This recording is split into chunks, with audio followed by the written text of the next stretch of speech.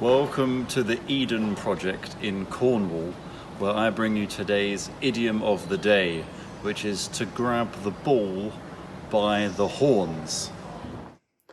So this idiom means to deal with a difficult situation in a direct way.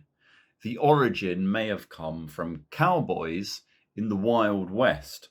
Now, to catch a bull, they couldn't really grab it by its legs or by its tail. And although it was more dangerous, it was a lot more effective to grab the bull by its horns. So here's an example of how to use this expression. Imagine you want a pay rise at work, and the idea of asking your boss for a pay rise is a little bit scary or intimidating.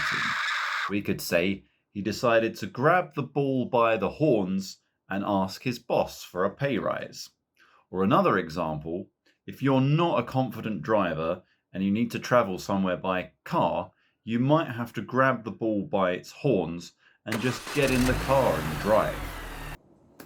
There you are. I hope that's useful. See you next time.